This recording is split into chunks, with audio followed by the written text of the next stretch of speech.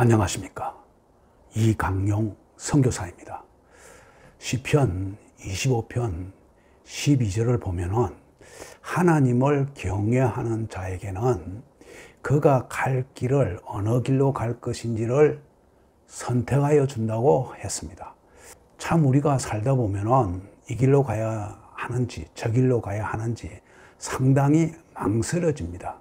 어느 길이 옳은 길인지 알 수가 없죠. 그런데 여기서 이 선택의 길이라는 것을 여러분들이 세상적으로 해석하면 안 됩니다. 예를 들어서 내가 이 집을 사야 되는 건지 저 집을 사야 되는 건지 그러한 선택,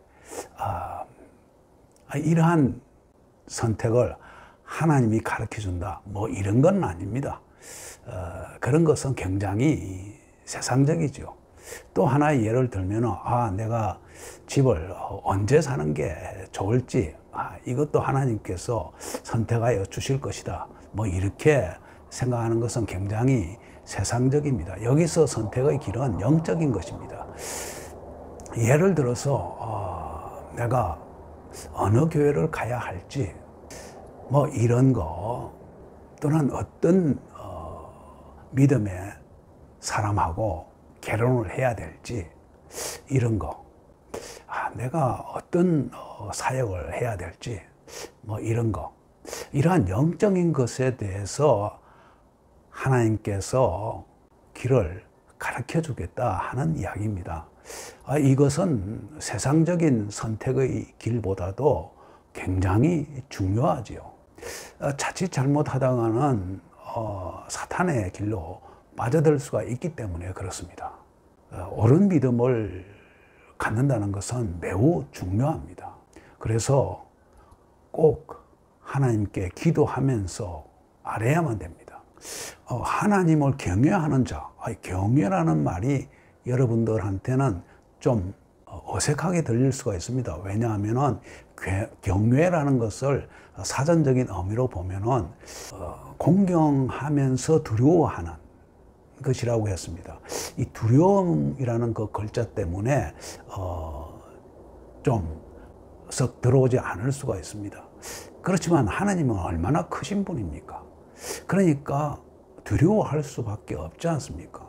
굉장히 나와는 다른 분이다 보니까 공경에 더해서 두려움마저도 있는 것은 사실이지 않겠습니까?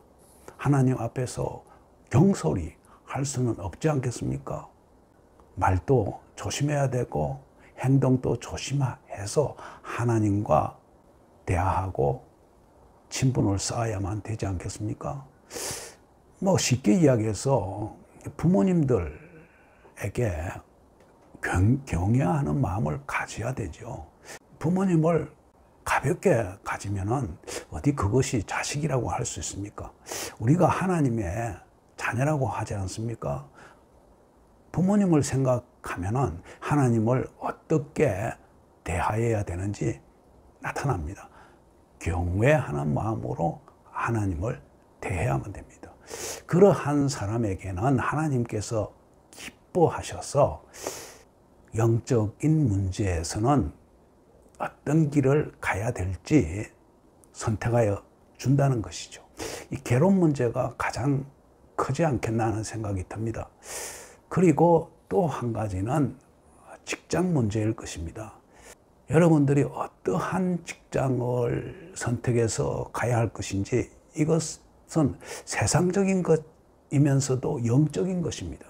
잘못된 직장을 선택하다 보면은 영적으로 아주 피폐한 그러한 삶을 살 수가 있습니다. 사람을 속이는, 헐뜯고 착취하는 그러한 직장, 그러한 직장에 가면은 안 된다는 것이죠. 그러한 직장은 여러분들이 하나님을 경외하는 자라면은 어떠한 방법으로 해서라도 막을 것입니다. 영적인 사람은 하나님께 항상 기도하고 의지하는 사람들입니다. 그렇기 때문에 하나님께서 잘 인도하여 주신다는 것이죠. 동행하여 주셔서 늘 기도에 하나님께서 귀를 기울이시고 그 기도에 대해서 응답하여 주신다는 것입니다. 오늘은 여기까지 하겠습니다. 감사합니다.